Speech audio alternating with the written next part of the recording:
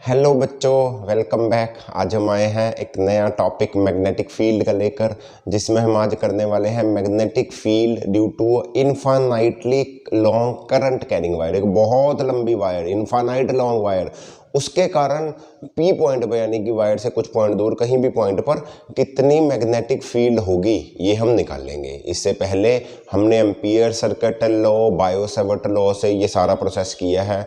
आज हम ampere circuit law लगाकर infinitely long current carrying wire में क्या निकालेंगे, मैग्नेटिक फील्ड निकालने वाले हैं। समझ में आई बात? जिसने इससे पहले वाला एम्पियर सर्किट लॉ या बायो सेवर्ट लॉ की नई वीडियो देखी, डिस्क्रिप्शन में लिंक दे दिया गया है, उसको जाकर जल्दी से देख लें, तभी ये टॉपिक समझ में आएगा कि ये एम्पियर सर्किट लॉ काम कैसे करता है। तो हम क्या करने वाले हैं, हमारा आज का टॉपिक है मैग्नेटिक फील्ड। हमारा आज का टॉपिक है magnetic field due to infinite मतलब बहुत लंबी, infinite long current carrying wire. एक बहुत लंबी वायर है, इनफाइनाइटली लॉन्ग लंबी वायर है, जिसमें से करंट पास कर रहा है। उसके कारण हम कितनी मैग्नेटिक फील्ड होगी एक पॉइंट दूर पर, वो निकालने वाले हैं। जैसे कि एक हम वायर ले लेते हैं, बहुत लंबी वायर, बहुत लंबी वायर। सही है। इसमें से जा रहा है करंट, भाई और बहनों, इसमें से जा रहा है करंट आई। इस आई करंट के कारण ये बहुत लंबी इनफाइनाइट लॉन्ग वायर, बहुत लंबी है। इसकी कोई लेंथ एल डी एल नहीं है। सही है, एल नहीं है, हम एल लेंथ नहीं मान रहे इसको, हम मान रहे हैं कि इसकी बहुत लंबी लेंथ है और वो इनफाइनाइटली लॉन्ग है। यहाँ से लेकर बहुत दूर तक जा रही है, चांद तक तार जा रही है। सर हम ऐसा कर ही क्यों नहीं? यहाँ इसका करने का एक मेथड है, मतलब करते हैं क्यों, आगे पढ़ोगे आप समझ में आ जाएगा ऐसा इनफाइनाइट की क्यों निकाल रहे हैं। अभी के लिए समझो, टॉपिक हमारे सिलेबस का है ना, सबसे बड़ी बात तो इसलिए निकाल रहे हैं। तो ये इनफाइनाइट लॉन्ग वायर है, इसके द्वारा हम, इसके कारण कुछ पी पॉइंट पर, मान लो इस वायर से पी पॉइंट दूर, सॉरी आर डिस्टेंस दूर, इस वायर से आर डिस्टेंस दूर एक पॉइंट है पी। इस पी पॉइंट पर कितनी मैग्नेटिक फील्ड होगी बी, वो निकालनी हमको। इस पी पॉइंट पर कितनी मैग्नेटिक फील्ड होगी वो हम निकाल लेंगे बी। सही है। इससे पहले वाला टॉपिक अगर आपको याद होगा तो हमने एम्पियर सर्किट लॉ जब किया था तो हमने एक finite long current carrying wire की, फाइनाइट जिसकी कुछ लेंथ थी, उसकी मैग्नेटिक फील्ड निकाली थी। कहां लिखूं? यहां लिख देता हूं, देखो उसकी मैग्नेटिक फील्ड निकाली थी ये बी। कितनी निकाली थी मैग्नेटिक फील्ड? थी उसकी ये कितनी, म्यू नॉट टू आई, आई क्या हमने कैपिटल लिया क्या, चलो स्मॉल ले लेते हैं, यही वाला आई है, आई अपॉन 4 पाई, याद है, mu naught 2 I upon 4 pi, और इसके साथ था r into sine phi 1 plus sine phi 2। Sine ही था, कॉस था, साइन ही था। ये याद होगा, नहीं याद तो पीछे जाएं, मैं दोबारा बोल रहा हूं, एम्पियर सर्किट लॉ या ये फॉर्मूला हमने कैसे डिराइव किया था उसको देखें, तभी समझ में आएगा। देखो क्योंकि ये इसमें यूज होने वाला है।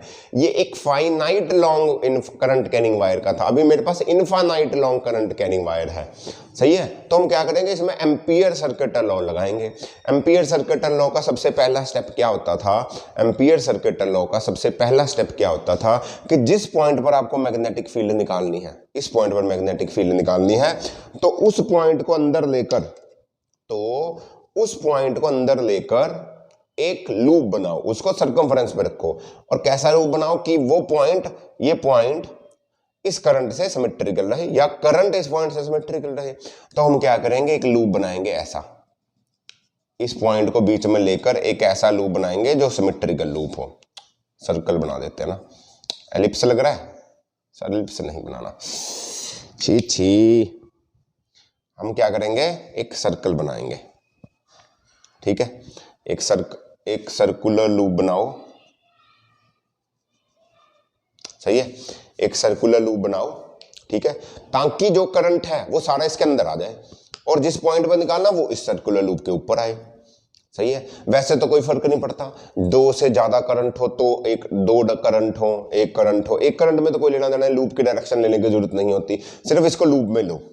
इसको लूप में ले और इसके ऊपर ये ध्यान रखो कि इस लूप के हर पॉइंट पर मैग्नेटिक फील्ड कांस्टेंट होनी चाहिए। हमने बोला था एम्पीयर सर्किट लो कहां लगेगा, इस लूप के हर फील्ड पर मैग्नेटिक फील्ड कांस्टेंट। अच्छा, इसमें मैग्नेटिक फील्ड कैसी होगी, देखो ये करंट के राइट हैंड थंब रूल, ये करंट की डायरेक्शन में रखो अंगूठा, ये रहा अंगूठा, करंट की डायरेक्शन में रखो और फिंगर्स को कर्ल करो ऐसे, और फिंगर्स को करो कर्ल ऐसे, सही है। तो इधर तो मैं ऐसे दिखा नहीं सकता, तो मैं क्या करूंगा, ये ऐसे बनेगा टेंजेंशियल, ऐसे ना, ये ऐसे बनेगा। अब ऐसे उधर को नहीं ना दिखा सकते, ऐसे पीछे को जा रहा है ये, इधर देखो ये करंट और ये ऐसे इधर को निकलेगा, ये रही, ये मैग्नेटिक फील्ड की डायरेक्शन दिखा रहा हूं। यहां पर भी ऐसे ही करंट की डायरेक्शन, वो उठा इधर तो इधर को ऐसे बाहर को निकलेगी, समझ रहे हो। ये रहा करंट और ये यहां से इधर को निकलेगा, उधर से उधर को जा रहा था, समझ रहे हो। तो ये आएगा ऐसा, ऐसे यहां रखोगे करंट की डायरेक्शन ये, और ये कैसे होगा, इधर को आया था ये, और ये कैसे आएगा इधर को।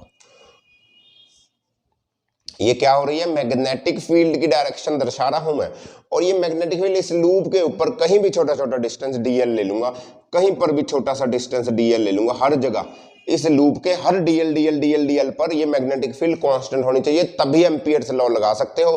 पहली बात वो इस एम्पियर्स लॉ इस लूप पे कांस्टेंट होनी चाहिए, दूसरी बात वो टेंजेंशियल होनी चाहिए। देखो टेंजेंशियल है मैग्नेटिक फील्ड की डायरेक्शन, क्या है, टेंजेंशियल है, लूप के टेंजेंशियल और कांस्टेंट होनी चाहिए, तभी एम्पियर्स लॉ लगाओगे। तो इस एम्पियर्स लॉ से ये हो गया आपका, सही है। तो छोटा छोटा डीएल लेकर आप मैग्नेटिक फील्ड निकालोगे तो आपका आंसर आ जाएगा। देखो एक बात और याद रखो, ये है इनफाइनाइट लॉन्ग वायर, ये वायर कैसी है, इनफाइनाइट लॉन्ग वायर। ये इनफाइनाइट लॉन्ग वायर हम क्या करते थे, जिस पॉइंट पर निकालते थे यहां से एक ऐसे एंगल बनाते थे, इससे परपेंडिकुलर से ऐसे यहां से एंगल बनाते थे, ये φ1 ये φ2।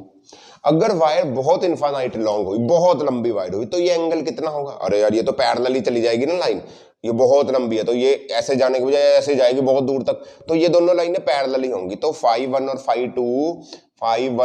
φ2 टेंड्स टू 90 डिग्री हो जाएगा। अरे बहुत लंबी वायर है यहाँ से चांद तक मैं ऐसे मानूं तो मुझे लगेगा कि मेरी वायर ऐसे टेढ़ी नहीं जा रही, मेरी तो सीधी जा रही है। तो ये एंगल φ1 φ2 90 डिग्री बनता है। तो यहाँ पर सिंपल, या तो यहाँ पर 90 पुट कर दो, sin 90 sin 90 1 और 1 2, तो ये कट जाएगा। समझ में आई बात, sin 90 क्या होगा, यहाँ वैल्यू पुट करो तो आंसर आ जाएगा। ये एम्पियर सर्किट लॉ लगाओगे इसमें एम्पियर सर्किट लॉ लगाओ, लो लगा देते हैं। एम्पियर सर्किट लॉ कैसे लगाएंगे, ये बोलते हैं, एम्पियर सर्किट लॉ बोलता था कि integral of B dot D L is equal to mu naught और आई इनसाइड, म्यू नॉट और उसके अंदर जितना भी करंट बीच में होगा वो, सही है। अब ये बी और डी एल क्या होने चाहिए, ये टेंजेंशियल होना चाहिए। तो बी डॉट डी एल को मैं लिख सकता हूं इंटीग्रल, ठीक है जी। तो मैं इसको, अगर मैं इसको डॉट को प्रोडक्ट को खोल दूं तो मैं लिख सकता हूं B D L cos theta, कोई दिक्कत नहीं। और ये म्यू नॉट और आई इनसाइड कितना, एक ही करंट है, आई ज्यादा होते तो कौन पॉजिटिव होता, कौन क्लॉकवाइज, मतलब किसको लूप की डायरेक्शन लेनी पड़ती है, एक को पॉजिटिव एक को माइनस, तो नेट करंट रखते। अभी तो एक ही करंट है तो मैंने उठा के रख दिया, इस लूप के अंदर एक ही तो करंट है, मैंने उठा के रख दिया, वो है आई इनसाइड कौन है, आई है, सही है। अब क्या करो, अच्छा थीटा बताओ मुझे कितना हुआ, क्योंकि ये टेंजेंशियल है, बी और डी एल क्या है, टेंजेंशियल है, तो थीटा हुआ जीरो। अरे डीएल डायरेक्शन होगा, इसकी डायरेक्शन भी इधर को होगी, डीएल एरिया, डीएल वेक्टर की डायरेक्शन बी की भी, तो बी ये क्या हो जाएगा, B D L cos 0 is equal to mu naught I, सही है जी, इतनी बात सही है, पक्का। अब मैग्नेटिक फील्ड तो हमने बोली कांस्टेंट, मैग्नेटिक फील्ड है कांस्टेंट, तभी तो एम्पियर्स लॉ लगाना है यार। दूसरी बात, डिस्टेंस भी कांस्टेंट है, ये वाला आर भी कांस्टेंट है, जिस पॉइंट पर आप डीएल ले रहे हो, डीएल ले रहे हो, हर जगह डीएल, इस पॉइंट वाइड से तो कांस्टेंट रहेगा, तो आर भी कांस्टेंट है। तीसरी बात तो इसमें क्या है, एक और चीज वो होती है जी आपकी बी है आपका टेंजेंशियल, इस बात को याद रखेंगे। ये तीनों बातें अगर सही है तो आप एम्पियर्स लॉ लगा सकते हो, नहीं लगाने में हिचकिचाहट करना, एम्पियर्स लॉ आप एप्लीकेबल है। Ampere's law is applicable at all points but not useful at all points, मतलब एम्पियर्स लॉ हर जगह लगता तो है बट फायदेमंद नहीं होता। मतलब ये अगर टेंजेंशियल ना भी होती, कांस्टेंट ना भी होती तो भी एम्पियर्स लॉ लगता, बट हमारे लिए फायदे नहीं था, तो हमें फॉर्मूला नहीं मिलना था। अच्छा, किताब में लिख रखा है, मैं वो बता रहा हूँ, समझ में आई बात? तो यही इन्हीं चीजों पे लगाओगे, हमारे लिए फायदेमंद होगा एम्पियर्स लॉ, ये वाला फॉर्मूला। तो अभी लगा दो, ये सही है तो एम्पियर्स लॉ लगाओ। कांस्टेंट है, आर भी कांस्टेंट, बी भी टेंजेंशियल, लगा दिया तो theta 0 B tangential mu naught I. अब इसको क्या करो, बी तो कांस्टेंट है, cos 0 कितना होता है, cos 0 कितना होता है, cos 0 होता है 1, तो बी कांस्टेंट है, बी को तो बाहर निकाल लो, बी को बाहर निकाल लिया। डीएल क्या है, डीएल की इंटीग्रेशन करेंगे तो हो जाएगा एल, डीएल की इंटीग्रेशन करोगे तो बन जाएगा L is equal to mu naught I, mu naught आई।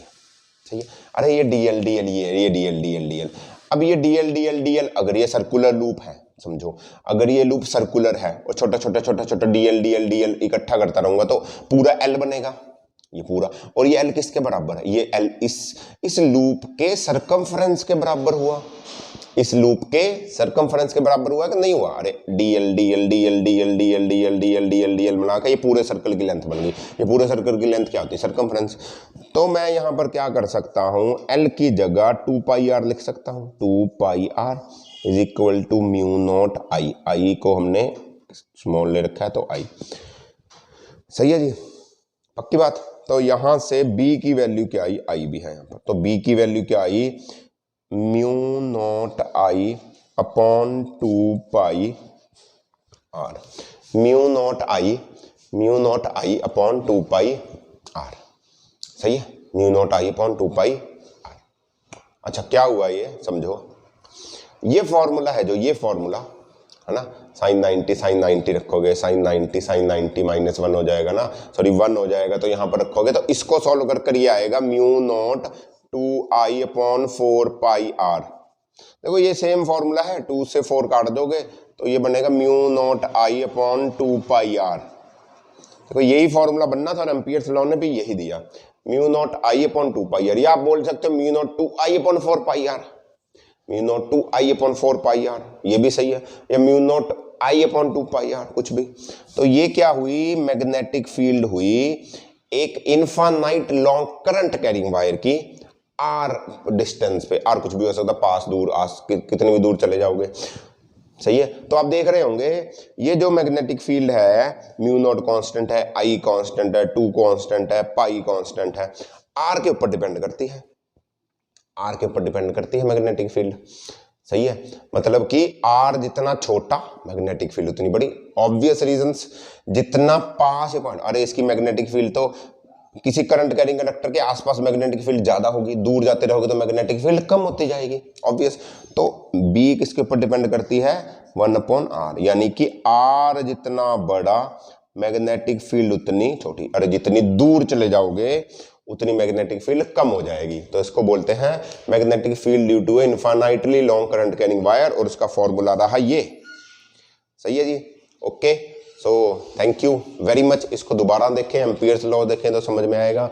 मिलते हैं अगले टॉपिक के साथ, तब तक एंजॉय करें, खुश रहें, पढ़ते रहिए। All the very best, bye bye बच्चों।